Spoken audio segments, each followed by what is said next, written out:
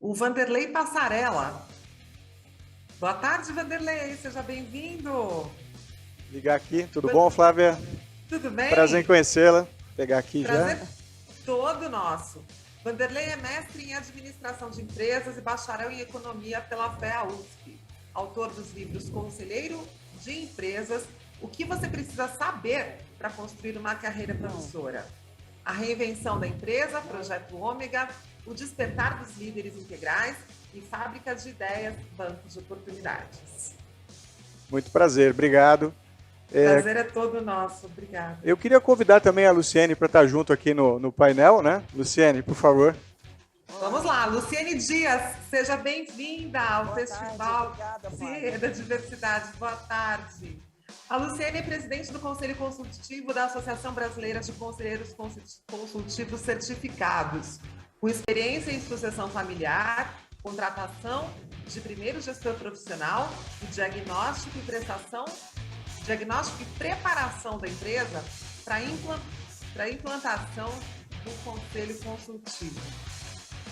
Desculpa a minha... Tá longo mesmo, né? Aqui.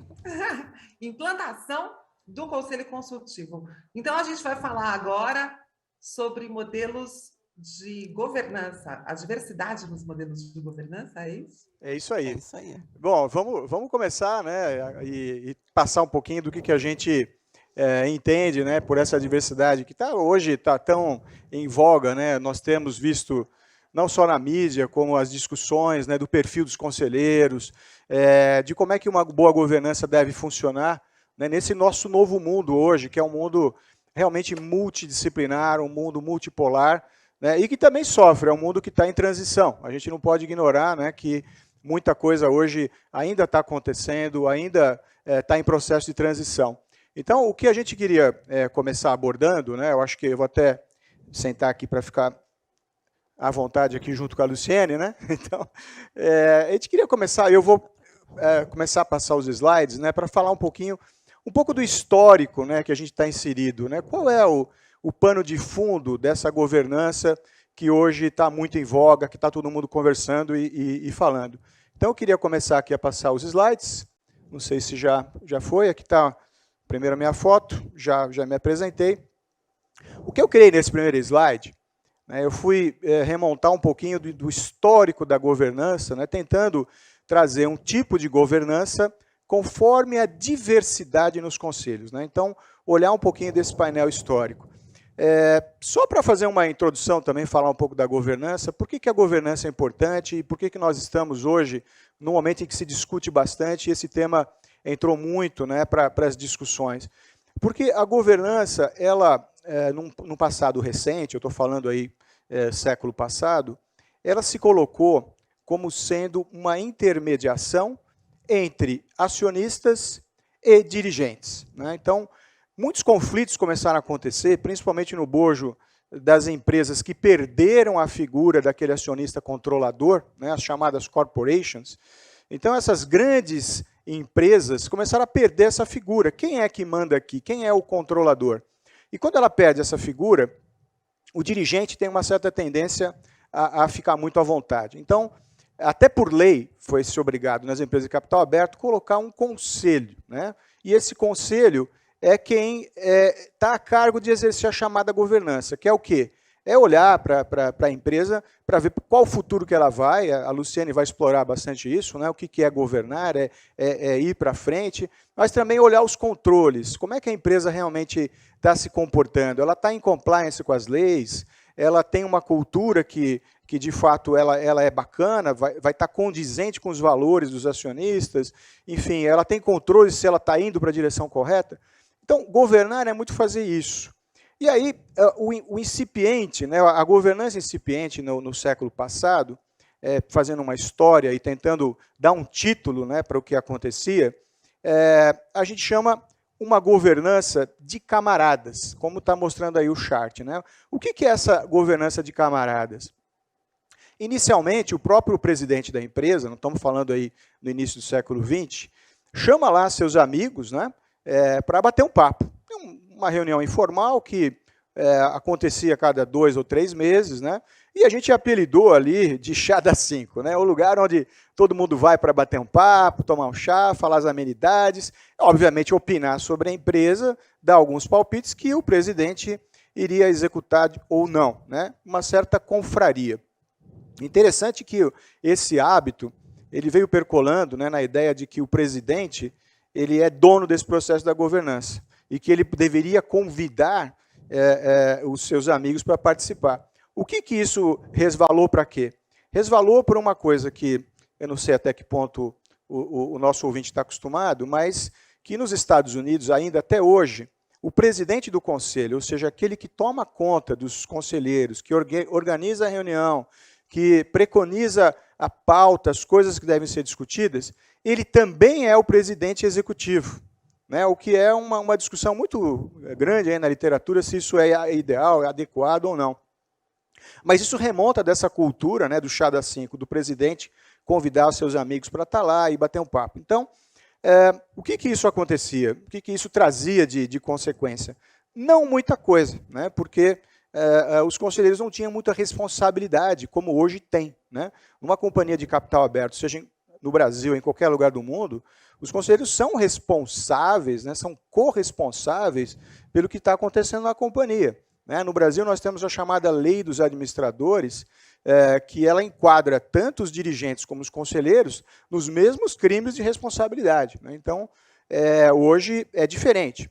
Por outro lado, como é que evoluiu isso ao longo do século XX? Essa governança, essa confraria, ela passou depois, num segundo momento, por uma governança de ativismo, que é exatamente o momento que começa a haver esse choque, né, entre os dirigentes e os acionistas. O evento mais marcante, né, foram a queda da Enron e da WorldCom, né, nos Estados Unidos, lá no início da década de 90, que incitou, né, que ensejou que os minoritários trouxessem um certo ativismo. Olha só, eu estou investindo nas ações aqui, essa empresa ela está indo para a cucuia, né, e como é que fica meu dinheiro? Então eu quero ter um papel ativo no conselho. Eu quero participar dessa governança. Então, o primeiro movimento de diversidade, para mim, acontece aí, final da década de 80, início da década de 90, quando, então, os minoritários começam a ter um certo ativismo e vão para conselho. Então, é uma diversidade ainda muito incipiente, mas que ela já diversificou daquele controlador ou daquele dirigente que tem a única voz de comando. Então, eu chamei isso aí de uma governança de ativismo. Agora, na entrada do novo milênio, o que a gente vê de diferente? A governança de agência. O que é a ideia da teoria de agência? A ideia da teoria de agência é que os acionistas são chamados de principals e os conselheiros são chamados de agents. Então, entre principals e agents, tem um certo conflito de agência. Né? Os acionistas querem fazer que a companhia dê mais resultado com menos recurso, os dirigentes, né, os agents, querem fazer que a companhia dê menos resultado com mais recurso. Por quê? Os bônus deles vão ser melhores, é mais fácil de atingir, vai viver numa zona de conforto. Então, quando a gente começa a trazer o conselho, né, e foi isso lá no início aí da década de 90, o conselho como intermediário, como intermediador desse processo, ele passa a exercer essa governança como um intermediador, né, do conflito de agência. E aí, então, passa-se a chamar para os conselhos os conselheiros independentes. Ou seja, aqueles que não têm nada a ver com a companhia, né, que até se preconiza hoje em dia uma boa prática de que o número de conselheiros independentes seja maior do que o número de conselheiros que têm alguma relação com o acionista ou com a empresa, de tal forma que se forma ali um painel que é independente, que vai pensar na companhia, vai pensar no bem da companhia, vai pensar no que é bom para o negócio, o que a gente chama ali de exercer um papel de diligência, né, ativa, e buscando, então, o melhor resultado. Então, aí tem uma outra diversificação, tem um outro movimento de diversidade, que é, olha, nós podemos ter ali no conselho alguns indicados pelos acionistas, podemos ter minoritários, que veio desse outro segundo movimento, e agora temos os chamados conselheiros independentes. Qual é o momento que nós estamos hoje? né, assim, nessa evolução histórica. O momento que nós estamos hoje, aí voltando aqui para o meu chart, é o que eu chamo de governança de equidade, né? Então, nós começamos, e aqui esse dia de ontem e de hoje tem discutido isso com muita profundidade, o que é essa equidade, o que é essa diversidade, né? E isso migrou, fortunadamente, né, de forma ainda bem, né, migrou também para o andar de cima, migrou para o conselho. Como é que a gente forma um conselho que ele é diverso, né? E qual é o princípio que estaria adjacente a essa ideia de uma diversidade no conselho? É o princípio que a gente tem discutido aqui nesse painel, né, nesses dias, que é o princípio de que várias cabeças pensam melhor. Cabeças diferentes vão ver ângulos diferentes da mesma questão, né? Vão ver o universo, né, de forma diferente, como foi dito em outras palestras, a gente vai ver ângulos da questão e vamos trazer, né, cada um esse ângulo. E pelo choque de ideias, né, eu gosto de falar do confronto de ideias, né, o confronto não de egos, né, o que ainda existe e que é muito negativo, né, o confronto de egos, mas sim o confronto de ideias mostrando esses ângulos diferentes, nós vamos chegando cada vez mais próximos do que poderia ser uma melhor decisão. Porque, afinal de contas, o conselho, né, a governança, está ali para tomar decisão, está ali para tomar decisão sobre as grandes questões da corporação, sobre as questões importantes e não tão urgentes, aquelas questões que precisam ser encaminhadas, porque tem a ver com o futuro, mas não são questões que têm a ver com apagar incêndio do dia a dia, porque isso está a cargo, então, dos executivos. E essa equidade lá no topo, na governança, ela se reflete hoje na ideia de que precisamos ter mais mulheres no conselho, precisamos ter pessoas de outras etnias, de outras raças, precisamos ter pessoas de diferentes regiões geográficas, mesmo dentro de um país, como o Brasil, por exemplo, que é um país continental, pessoas do Sul têm uma visão de mundo diferente das pessoas do Norte. Por mais que tenham formações, ou sejam de etnias, de sexo, de orientação sexual semelhantes ou diferentes, elas têm uma visão que é regional. Então, a gente começa a pensar no conselho, e isso está demandando agora um trabalho bastante interessante, que é como é que eu estabeleço, de fato, um conselho que é diverso, um conselho que está pensando na inclusão e trazendo esses elementos diferentes para poderem debater maior as grandes questões da corporação. Então, eu acho que esse é o momento, né, que a gente está, eu acho que a Luciene vai explorar um pouco mais esse momento, o que é interessante nessa equidade.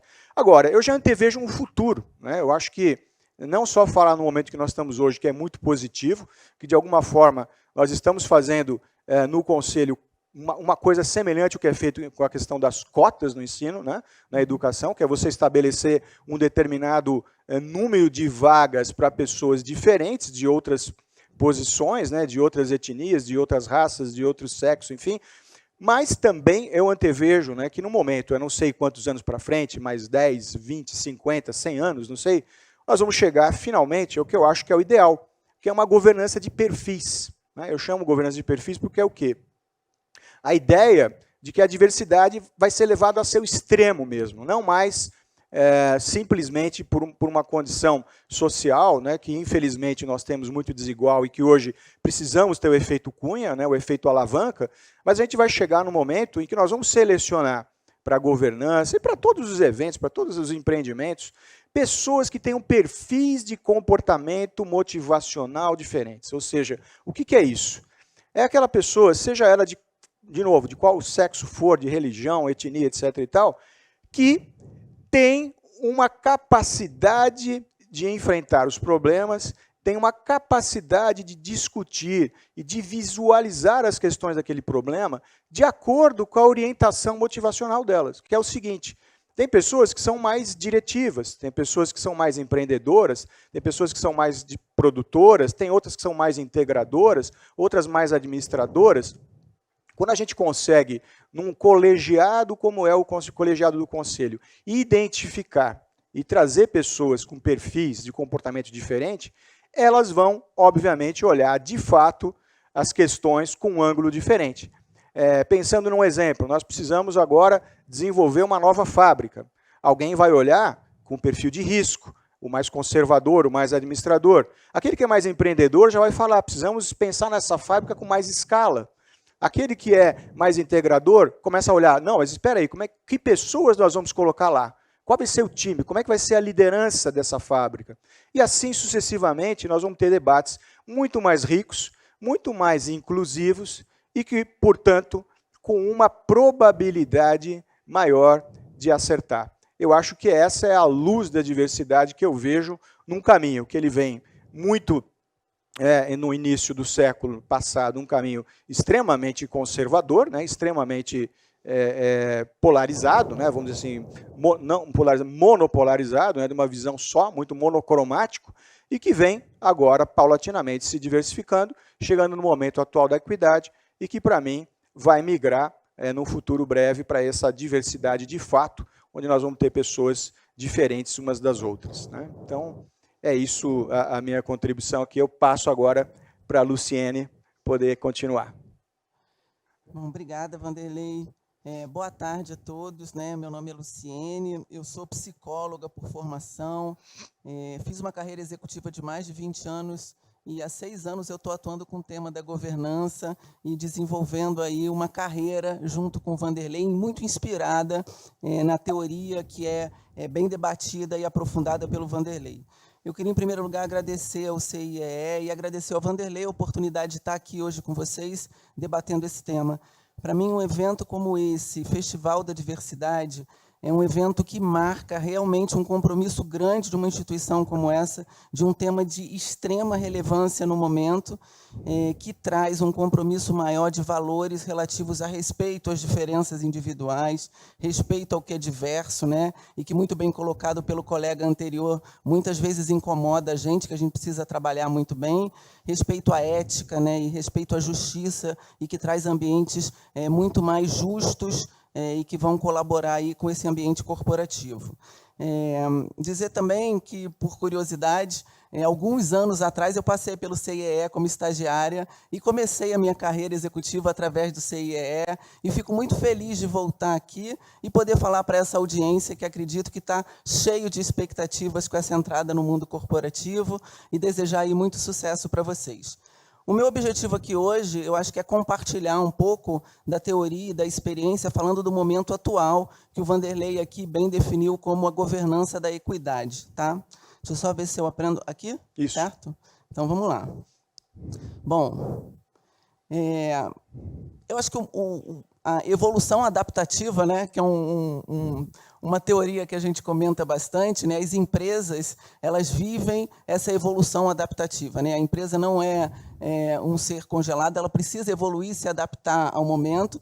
E o que eu tentei trazer aqui nessa forma gráfica é muito mais didático para representar o que a gente quer chamar a atenção nessa migração, e trazendo como marco o que aconteceu recentemente agora no Fórum Econômico Mundial, onde houve um manifesto, e onde saiu esse manifesto, aí, o propósito universal das empresas na 4ª Revolução Industrial.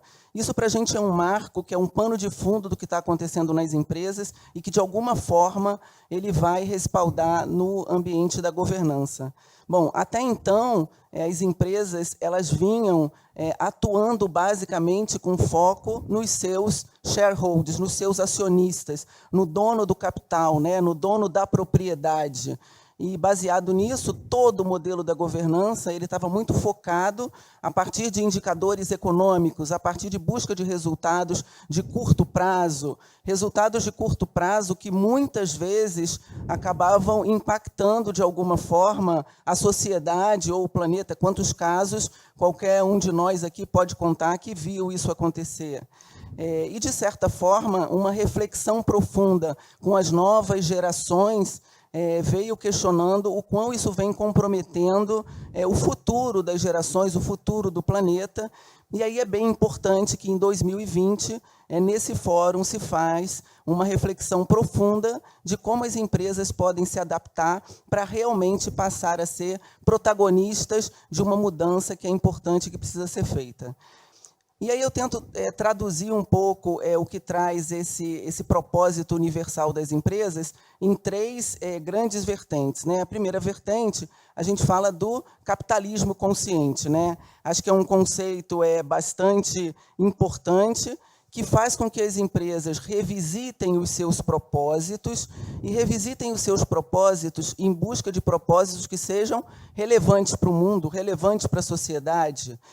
E a revisão desses propósitos à luz de um envolvimento de outros stakeholders, que a gente chama, que são partes interessadas, além dos shareholders, né? Além do acionista visando o lucro no seu investimento feito na empresa, mas olhando para os colaboradores da empresa, olhando para o bem-estar dos colaboradores, do como eu engajo as pessoas da forma como elas estão na sociedade hoje e permito que elas contribuam com a empresa.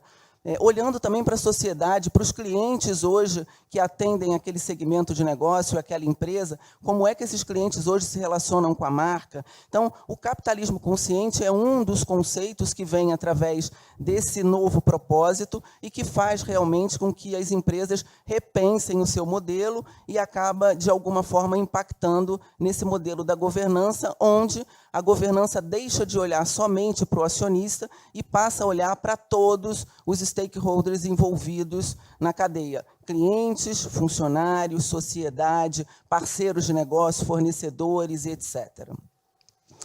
Um segundo conceito que é muito importante, né, revisitar o propósito, se eu tenho um propósito relevante, agora eu preciso repensar as minhas estratégias, eu preciso definir as minhas estratégias de forma que essas estratégias olhem para a perenidade da empresa, para a perenidade da sociedade e para a perenidade do ambiente. E daí vem as 3 letrinhas muito famosas hoje, que a gente escuta o tempo inteiro nas empresas, que é o ESG, né? Então, a perenidade da empresa, traduzida no G da governança, a governança vai olhar para esse tema da perenidade da empresa, e olhar para esse tema da perenidade da empresa, lembrando que a perenidade da empresa agora ela não está baseada somente em indicadores econômicos, mas também em indicadores que nos ajudem a mensurar o quão aquela empresa está alinhada com um compromisso com a sociedade e com o meio ambiente. Então, é o ESG como o segundo tema que aparece aí a partir do propósito universal das empresas na 4ª Revolução Industrial. E o terceiro, e também tão relevante quanto, eu acho que os 3 se somam, é o espírito colaborativo, né? Assim, as empresas que antes se olhavam só como concorrentes no mercado, passam a ter um compromisso agora de olhar umas para as outras, pensando nas suas capacidades e na oportunidade de colaboração entre as empresas. E colaboração para quê? Para atender as necessidades do mundo, para resolver as grandes questões da sociedade e do mundo. E aí a colaboração entre as empresas, ela passa a ser o terceiro ponto relevante nesse sentido. Faz sentido, Vanderlei? Claro, total. Bom, então, de forma bem didática, esse é o movimento que a gente passa de uma governança focada no shareholder para uma governança focada no stakeholder. Falando do conceito um pouco da governança corporativa, a gente vai trazer aqui o modelo da governança inclusiva dos stakeholders, porque a ideia realmente é trazer representantes, trazer os stakeholders para a discussão da governança da empresa, começando pelo conceito da governança, em que mostra a governança como um sistema, né? Ela é um sistema de práticas através dos quais as empresas são dirigidas, monitoradas, etc. E esse esquema, eu acho que ele é bem interessante porque ele mostra esse conceito de forma bem abrangente do que diz respeito à governança. Na parte do telhado, a gente vai falar, né, na parte de cima, das melhores práticas da governança, né? E mostrando que as melhores práticas da governança hoje, elas, além de olharem para os temas econômicos da empresa, elas devem olhar também para os temas relativos aos aspectos sociais e ambientais, como que a gente falou, já comentou anteriormente. Então, nessa parte específica do modelo, cabe destacar essa mudança que a governança agora precisa atentar de forma bastante prioritária para o tema do meio ambiente e para o tema da sociedade. Uma questão que aparece nesse sentido é que nessas dimensões ainda não temos métricas tão consolidadas quanto existem na dimensão econômica.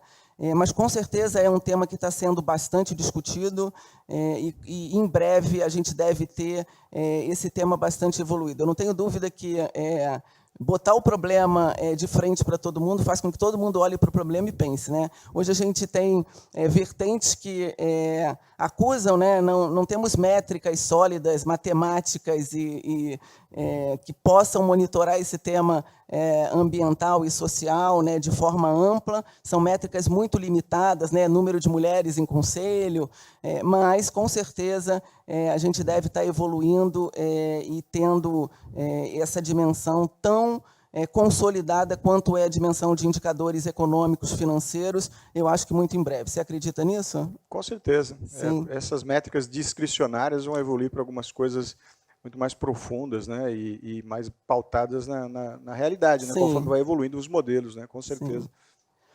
Bacana. Bom, o que muda também agora, falando dos pilares da governança, né, nessa parte do esquema, a gente fala um pouco dos pilares, e o primeiro pilar que aparece é o acionista, né? O acionista, o shareholder, ele é o investidor, ele é o dono do capital, ele é o dono da propriedade, e ele aparece como primeiro pilar. O que muda nesse modelo da governança para esse sujeito, né? Muda basicamente a necessidade dele ser o líder, dele ser o protagonista desse movimento de trazer a empresa para repensar o seu propósito à luz de algo que seja relevante para o mundo e relevante para a sociedade. As empresas que não tiverem nos seus acionistas essa preocupação de repensar o seu papel para manter esse negócio relevante daqui para frente, elas terão dificuldades de seguir. Então, para os acionistas, a grande mudança que a gente enxerga para esse tema da nova governança é exatamente que o acionista seja o protagonista desse movimento que precisa ser feito. O segundo que aparece aqui é a questão do conselho, né?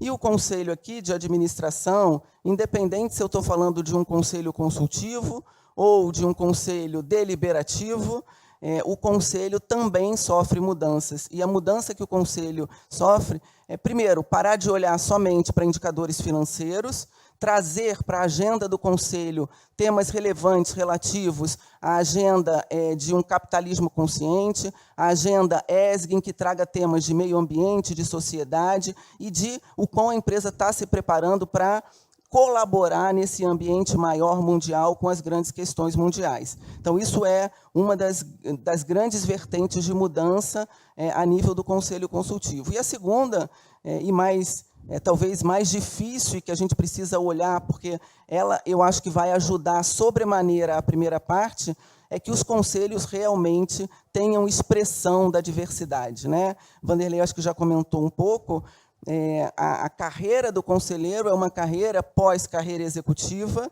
e, em assim sendo, a gente acaba tendo também uma expressão muito limitada da diversidade nos conselhos, assim como na liderança das empresas. E conversávamos um pouco do desafio que a gente tem de trazer representantes de grupos diversos para uma formação de carreira de conselheiro. Porque também sentar numa cadeira de conselho exige uma preparação, exige cabelo branco, né, Vanderlei? Um pouquinho de experiência. Experiência. E um outro tema que vem sendo bastante discutido também diz respeito à diversidade etária, né, a diversidade de gerações, que precisa ser representada também nos conselhos. A nova geração, uma geração que talvez não tenha cabelo branco, mas tenha muito do nativo digital e que possa contribuir bastante nas discussões do conselho, né? Maturidade então, é diferente de idade, né? Sim. Exatamente. Então, são questões importantes que vêm no pilar do conselho para que a gente possa refletir. O terceiro ponto que a gente destaca aqui é o ponto da gestão. No que diz respeito à gestão, as mudanças relevantes para esse novo cenário da governança dizem respeito à capacidade de adaptação da empresa a essa nova realidade, a essa nova economia. Uma nova economia que exige que a empresa se desenvolva para ter presença no mundo digital, que seja uma empresa que esteja super antenada com essa agenda ESG, com os temas do meio ambiente, com os temas da sociedade, com a representação da diversidade nos seus quadros de liderança, da forma como vem tratando esse tema internamente. Então, acho que esses são temas que impactam diretamente nesse pilar da gestão, nesse novo modelo da governança. Os demais pilares, eles não têm mudança expressiva, a não ser o último pilar, e eu gosto muito desse esquema que denomina esse último pilar de essência, e ele chama de essência a ética no novo modelo da governança corporativa. Apesar de entender que a ética sempre permeou, né, as nossas discussões, mesmo em modelos anteriores de governança, essa ética agora ela vem muito representada com o compromisso com a sociedade, com o compromisso com o meio ambiente, com o compromisso com as questões do mundo. E aí eu acho que dessa forma a gente realmente tenta retratar o que é esse novo modelo da governança inclusiva dos stakeholders, onde todos são chamados a aprofundar uma reflexão e a repensar o papel das empresas nesse movimento maior. Ok? Ok. Flávia, está animado aí o chat?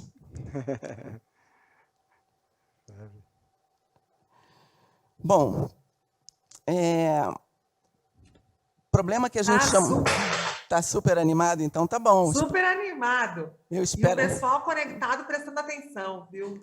Porque esse novo modelo de governança, ele não é de interesse só aos conselheiros. É importante que todas as faixas da pirâmide conheçam e passem a operar de acordo com esses novos valores, né? Sim. De acordo com esses novos critérios. Perfeito. Porque não dá mais, a gente já sabe que não dá mais para pensar em sustentabilidade sem abrindo mão de qualquer um desses eixos, né? O econômico, o ambiental e o social.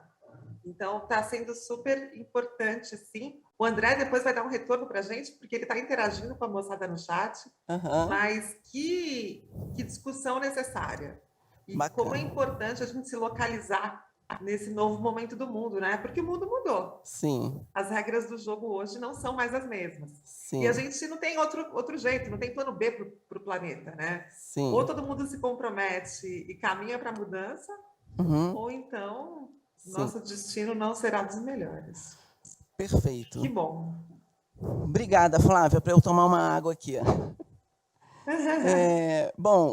Um ponto de atenção que a gente chama, e já tivemos a oportunidade de comentar um pouco também, é que as lideranças corporativas ainda têm muito pouca expressão da diversidade, e isso acaba impactando na composição dos conselhos.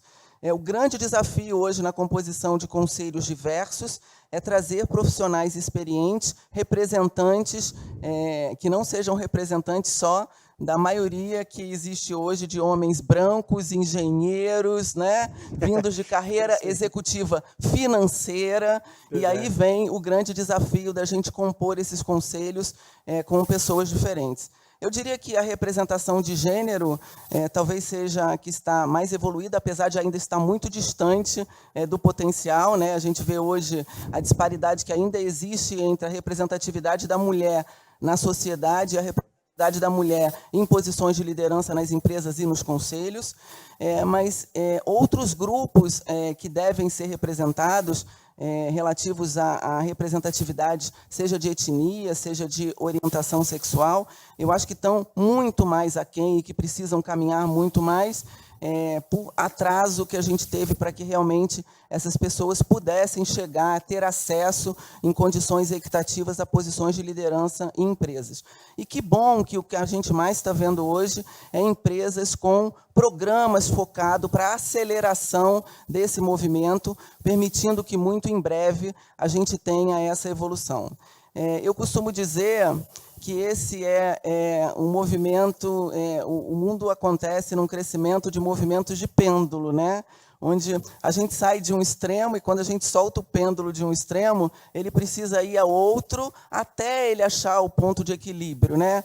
Aí vem o tema das cotas, né? Que para mim a gente está puxando o pêndulo e tentando realmente forçar, acelerar esse movimento para que realmente a gente tenha uma condição de daqui a pouco ele buscar o ponto de equilíbrio e garantir aí uma equidade maior nas posições de liderança, tal qual a gente tem hoje na sociedade. Acho que esse movimento é um movimento que a gente espera que na próxima década a gente tenha aí um crescimento de forma bem acelerada. E nós que já estamos no Conselho, né, também temos desafios de, em paralelo ao mundo corporativo, pensar em modelos alternativos de acelerar a formação de conselheiros, de pessoas capacitadas para atuar em conselho e em governança, que realmente tragam a expressão desses outros grupos. Certo, Vanderlei? Perfeito, muito bom, Luciane. Bom, a gente estava comentando aqui, é bom saber que recentemente, né, acho que foi agora em agosto, a Nasdaq acaba de anunciar que as 3.000 empresas cotadas na Bolsa da Nasdaq, elas vão precisar ter um representante nos seus conselhos do gênero feminino, de grupo LGBT e de etnias diversas. Então, está acontecendo, é um caminho sem volta, não tem como, e a gente precisa realmente pensar de que forma cada um de nós pode colaborar para acelerar esse movimento. Eu vou terminar a parte da minha apresentação aqui, e depois a gente vai abrir para um debate e trocar ideias com vocês sobre como fazer essa aceleração da melhor forma possível, e seria ótimo escutar a audiência com relação a esse tema, falando que na nossa visão, né, acho que esse aqui é um tema muito discutido por nós antes de ser trazido aqui, a gente fez uma divisão mais didática aqui, mas acelerar essa maturação, a gente não pode acreditar que é uma responsabilidade só dos presidentes de empresa, nem só do conselheiro. Eu acho que é uma responsabilidade de todos nós. Sejamos líderes de empresa, sejamos conselheiros que já atuam nos conselhos, sejam de administração ou consultivos, os próprios colaboradores, as áreas de recursos humanos, com papel fundamental em dar um suporte nas políticas das empresas, para que realmente essa inclusão da diversidade ela aconteça de uma forma real e que não seja somente um tema para dizer que aqui tem, né? A gente vê muitas empresas querendo cumprir checklist e dizer aqui tem, mas quando você vai aprofundar e você faz 3 perguntas, você vê que o programa não está tão bem sustentado. E por que não os estagiários também, né? Entrando, os primeiros que estão entrando, é sangue novo, é representante da nova geração, e que vem hoje. A gente vê hoje movimentos bem interessantes que fazem, inclusive, tipo uma mentoria reversa, né? Por que não? Talvez um jovem, um representante de uma geração millennial, ele tenha mais facilidade de mentorar um presidente de uma empresa para mostrar a ele a realidade que ele hoje conhece melhor do que nós, que somos gerações que vivemos com outra cabeça e que precisamos realmente da ajuda de vocês que estão chegando nas empresas para nos ajudar com esse olhar. E aí terminar dizendo que é super importante para as empresas essa expressão da diversidade, porque é a expressão da diversidade que vai permitir que essas vozes diferentes, que esses pensares diferentes colocados na palestra anterior aqui, possam ajudar a empresa realmente a repensar o seu propósito, de forma que o seu propósito seja um propósito relevante para a sociedade como um todo, e não somente para um grupo exclusivo da sociedade. Então, era esse o recado que a gente tinha aqui para compartilhar. Espero que tenha sido interessante. Acho que governança é um tema um pouco mais pesado, mas a gente tentou trazer aí da melhor forma possível para colaborar com vocês. Eu só queria complementar, Luciane, né, pegar um gancho na tua fala, né? Eu, apesar de ser um jovem de 60 anos, né, eu já atuo em conselhos há 25 anos. Então, nesses 25 anos, eu pude acompanhar um pouquinho da evolução da governança no Brasil, né? E o Brasil ainda está bastante atrasado, né? Se a gente comparar nessa questão de diversidade, principalmente com os povos nórdicos, né? O pessoal da Suécia, da Finlândia, enfim. Lá, o que a gente já observa hoje, 50% da formação dos conselhos, em média, são mulheres e 50% homens. Então, essa diversidade de gênero, por exemplo, que talvez seja uma das primeiras, né, dos tipos de diversidade, ela já está bastante bem composta, né, lá fora, desses países mais desenvolvidos. O Brasil ainda está na faixa de 10%, 13%. Né? Nós estamos, vem evoluindo bastante. A boa notícia é que, trabalhando também com essa questão de educação, né, como você sabe, né, a gente faz as certificações para conselheiros, etc. e tal, e é procurado, né, por headhunters, para indicar pessoas. E muitas vezes, há 3, 4 anos atrás, até pouco tempo, né, os headhunters me ligavam e me perguntavam quanto ganha um conselheiro, né? O que faz um conselheiro, qual é a sua função? Ou seja, os próprios headhunters, que são um caminho, né, para levar conselho, exibiam uma certa falta de conhecimento no assunto. De 3 ou 4 anos para cá, isso inverteu completamente, a tal ponto que o ano passado, em plena pandemia, né, eu fui contatado pelo menos umas 3 vezes por headhunters, que normalmente não faziam posição de conselhos, procurando vagas de conselhos e, pasmem, para mulheres. Né? E aí eu comecei a indicar, mas pode ser também conselheiro com esse perfil? Não, é mulher. Então, você vê que o efeito, né, o efeito Cunha, né, o efeito da cota, né, vamos dizer assim, da cota de participação tão necessário para mudar uma realidade que vem aí de séculos, né, de persistência na não equidade, etc. e tal, ele começa de fato a acontecer. Né? O que, do meu ponto de vista, é muito interessante para tentar acelerar um pouco esse atraso que nós temos, né, em relação aos outros países. E eu percebo que isso vai começar a acontecer no todos os outros requisitos aí de diversidade. Embora com o que você levantou de dificuldade, que é que nós, para termos no conselho, né, que é talvez ali a mais alta instância, né, do corpo diretivo de uma organização, para termos lá lideranças das diversas etnias, diversas orientações sexuais, etc. e tal, eles precisam estar assumindo também ainda na gestão, né, ainda na operação, na gestão, no topo executivo, para chegar ao conselho. Esse talvez seja o grande desafio desse início do milênio. Como é que lá embaixo nós podemos, e mais ainda, né, como é que lá na educação a gente dá oportunidades iguais, porque a gente sabe que é muito desigual, né? Quem tem mais condição financeira vai para as melhores escolas, consegue as melhores vagas, né? Circulou aí uma foto, né, de uma empresa, né, de administração de investimentos com várias pessoas, todos iguais, né? Então, assim, como é que você muda essa realidade, né? Não só por uma política de contratação, mas uma política educacional, né, que vai poder a elevar o nível de todo mundo e trazer essa equidade, né, para cima no Conselho. Perfeito. E o interessante, né, Vanderlei, é que por muito tempo a gente entendia que era uma questão da política pública, né, a questão da educação e não está comigo. O interessante agora é ver que as empresas e a sociedade civil chamaram para si essa responsabilidade, né? Então, as empresas estão tentando suprir esse gap que acontece pela questão da educação, trazendo um compromisso para si de realmente acelerar a carreira de representantes de grupos diversos para que eles possam chegar mais rapidamente em posições de liderança, garantindo à empresa aí realmente uma condição diferenciada a nível de diversidade, e que bom que isso vai acontecer, porque é o primeiro passo para se chegar realmente em posições de governança das empresas, né? E como você colocou, né, a ideia que você colocou muito bem, né, que hoje em dia essa ideia de um capitalismo consciente, né, do ESG, né, que no nosso entendimento veio para ficar, essas são, inclusive, são pilares muito importantes para as empresas começarem a ter esse papel proativo, né, esse protagonismo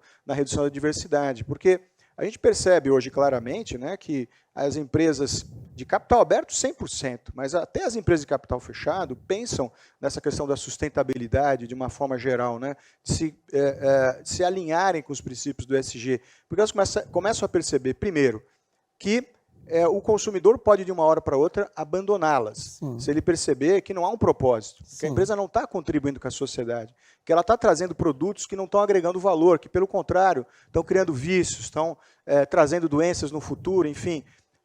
Qual é o tipo de produto e qual é o propósito da companhia? Isso está em voga e o consumidor está pensando nisso. O segundo ponto, talvez o mais impactante, é o bolso. Né? Porque na medida em que as empresas perdem esse consumidor, ela começa a ter menor resultado. Ela começa a performar menor e os seus próprios acionistas começam a apreensão. Né? Os grandes fundos de investimento internacionais, alguns deles já estão selecionando carteiras de investimento só de empresas que preconizam o ESG, que são o quê? O ESG, o ambiental, né? uma proposta que leve para o ambiente uma reversão desse quadro caótico que nós estamos chegando hoje, né? De mudança climática, etc. e tal, que consigam trabalhar o aspecto social. Quando a gente fala social, você bem colocou a ideia de trazer os stakeholders, né, os públicos, para participarem da companhia, para que a companhia crie valor para esses públicos, mas, ao mesmo tempo, esse S também tem a ver com a questão de como é que eu levo para a sociedade, o que eu estou levando de bem para a sociedade, como é que eu diminuo a desigualdade, como é que eu faço a inclusão. E quando chega nesse ponto de inclusão, é que a empresa tem esse papel de trazer para todas as suas camadas, para a operação, para a gestão, para o executivo e para o conselho, essa diversidade que cria um debate rico, né, que vai propiciar, no final, melhores decisões para a companhia se posicionar melhor no mercado. Né? Bem lembrado, né? Assim, a nova economia ela muda radicalmente a relação do consumidor com as marcas. Né? As novas gerações elas têm uma consciência, uma ética muito grande com relação a esse tema social e ambiental, e elas avaliam esse item antes de consumir o produto. Né? E isso já é de conhecimento das empresas, as empresas já entenderam e estão realmente preocupadas com isso, e se não se preocuparem, vão realmente perder mercado, é uma questão de competitividade das empresas, e o mercado de investimentos, como o último, né, que entrou, e quando o mercado de investimentos entra, não tem outro jeito, porque as empresas precisam de recurso, realmente focando os investimentos em empresas que olham com seriedade para esse tema e que estão realmente dando o devido valor para esse tema. E aí fica o desafio para a gente, para realmente garantir prioridade nas discussões que esse tema traz dentro dos conselhos, para contribuir com a prosperidade aí das empresas, contribuindo para um mundo melhor. Acho que esse é o objetivo de todo mundo, e esse é o lado bom dessa consciência ética que vem com a nova geração, com essa preocupação maior.